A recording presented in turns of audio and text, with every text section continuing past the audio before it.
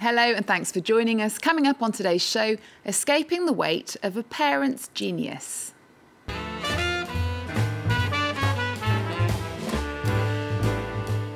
He's got a very famous dad, but with a 20-year career and 9 albums, musician Carl Eastwood has made his own name. We speak to him about his new record, working with Clint and learning from some of the jazz greats.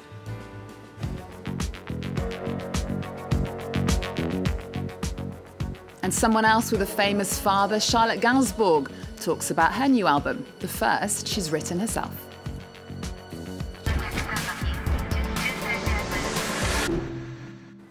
Starting, though, with what's become the biggest-selling album of the year. Taylor Swift's Reputation has sold 1.23 million records in a single week. It's her first studio album in 3 years.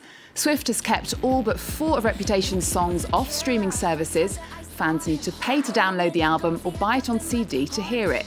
The album's first single, Look What You Made Me Do, scored the biggest YouTube debut in history with more than 43 million views in the first 24 hours when it was released in August. I don't like your perfect crime, how you laugh when you lie. You said the gun was mine, isn't cool, no I don't like you. But I got smarter, I got harder in the nick of time. Honey, I rose up from the dead, I do it all the time. I got a list of names and yours is in red underlined. I check it once, then I check it twice. Oh, look what you made me do. Look what you made me do. With a 20-year career and 9 albums, now in his late 40s, Kyle Eastwood has stepped out from his father Clint's shadow. As well as working on the soundtracks of films like The Rookie and Mystic River, the bassist and composer has met and learned from some of the jazz greats. As he gears up for a headline gig at the Moroccanerie in Paris, he spoke to France 24's music critic Rochelle Harrison-Pless about his new album, In Transit.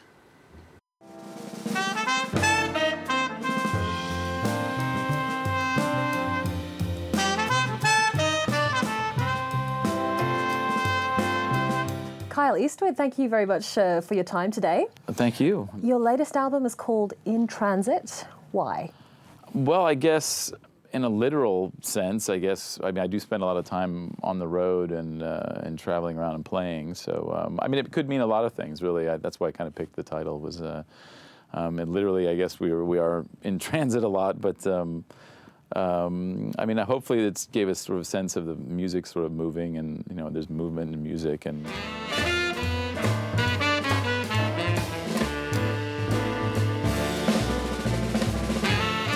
it's been nearly 2 decades since the release of your first album, From There to Here. Yeah, wow. Yeah, I counted the years. Okay, good. Yeah. How do you think your sound has evolved over the years? I mean, I think I've grown. Hopefully, I've grown as a musician, and I'm definitely as a composer. I mean, I still like that album. I've gone back and listened to it. No, I think the music's progressed and my playing's progressed. You've lived in Paris for a really long time.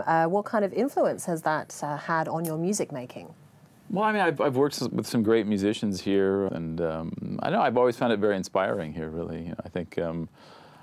The audiences are very good, I think, and there's a lot of great opportunity to play, and I think some of the best jazz festivals are here.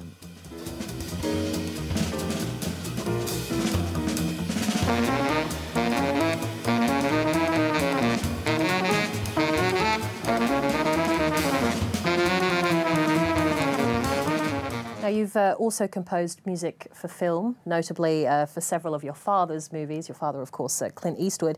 What were the challenges of composing music for a film as opposed to creating an album? Well, it's a very different process, really. It's I mean, jazz is all sort of about freedom, and freedom you can write and sort of express yourself and play how you want. Whereas, I mean, films really you're writing to support what's already on the screen, and there's a lot more rules to follow, and it's challenging, because you can't get in the way of dialogue. Certain times, certain things have to fall in certain cuts, so there's a lot more sitting at the computer and and recording and editing things like that. Were there ever any sort of disagreements between you and your dad, where they, this works, no, this doesn't work, or? Sometimes, I thought something fit well, and he was like, he wanted more or less. Usually less is what he wants. But and he has the final say. But yeah, he is the boss. So, it's but he's a good boss. There's a lot of creative freedom, but then some good direction as well. He actually writes music a little bit himself sometimes, so he has a good idea. I was surprised to learn that he plays the piano. He does. He plays piano a bit, and and we've written some things together for some of his films. So he has a pretty distinct idea of what he wants for quite a bit of the music.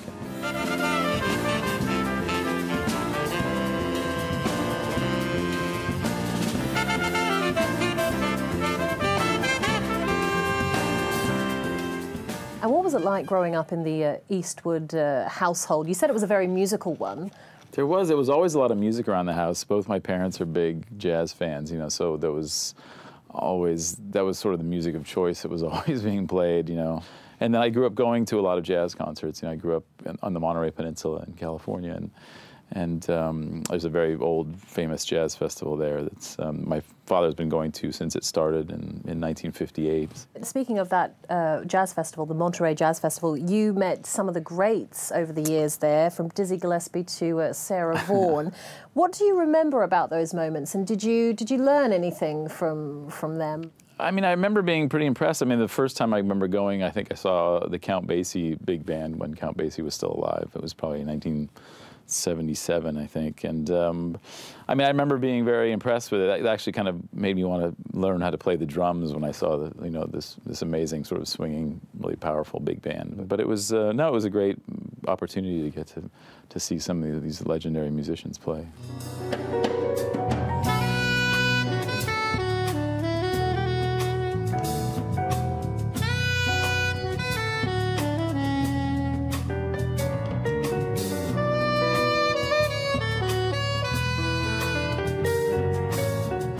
In Transit is your 9th album. Is there a part of you that still feels like you have to prove yourself or step out of your father's shadow? Obviously it can be a tall shadow sometimes, but I've always just sort of tried to stay focused on my music and being the best musician I can be, and not worry about all that other stuff too much. And I'm sure he's very proud of you.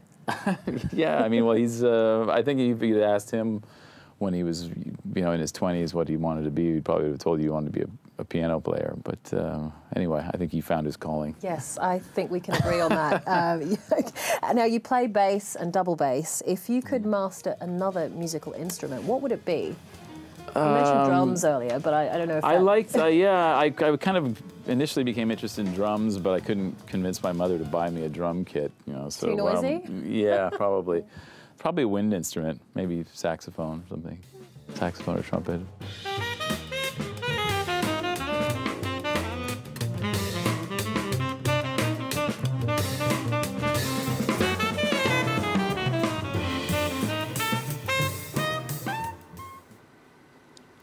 Next, she's the daughter of the legendary French singer-songwriter Serge Gainsbourg and the British actress Jane Birkin. But Charlotte Gainsbourg is a talent in her own right. In her new album, Rest, she says she's shaking off the shackles of her parents' success. No longer weighed down by their expectations, the actress and singer has written her own lyrics in English and French, sharing a side of Charlotte Gainsbourg that hasn't been heard before. Alex Jennings reports. Charlotte Gainsbourg's new album is about breaking away. Her previous albums have seen her collaborate with her father Serge, Jarvis Cocker and Beck. Now, though, she's become her own lyricist, something she'd never dared to do before.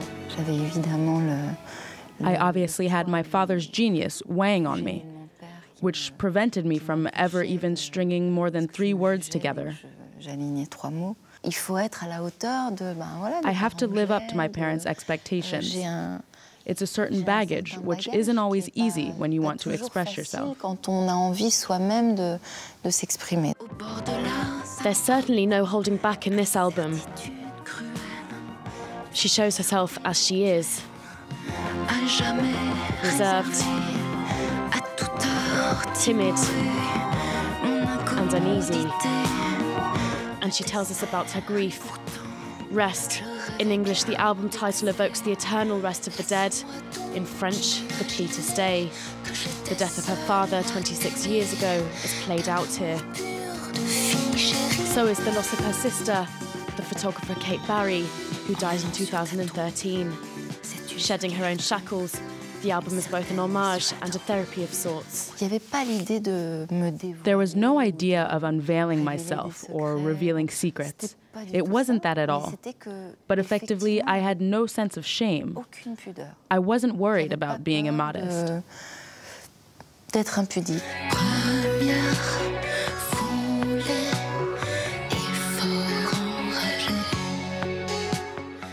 The album is a chain that links the Gainsbourg dynasty, past and present. Featured in the music videos are the singer's son and 2 daughters.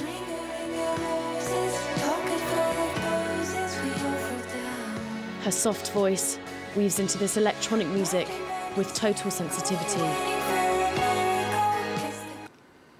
And we're going to leave you with a music festival that's going on in Paris over the next few days, the Chorus Music Festival. For its 30th year, it's taking place at the new music venue La Scène Musicale. The lineup includes De La Soul and US rapper Action Bronson. And we're going to leave you with his single, Let Me Breathe, from his latest album, Blue Chips 7000.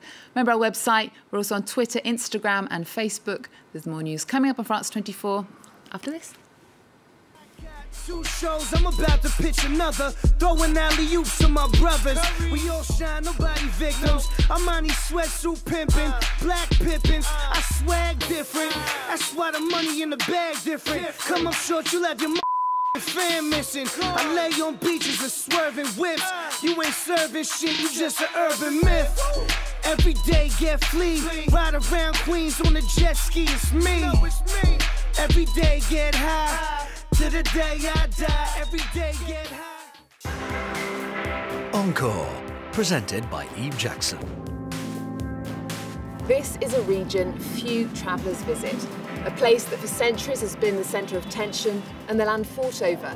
But this tiny area packs in more historical, religious and cultural heritage than perhaps anywhere else in the world. Join us from the Palestinian cities of Bethlehem and Ramallah as we discover an art scene that's full of hope and resistance. Encore on France 24 and France24.com.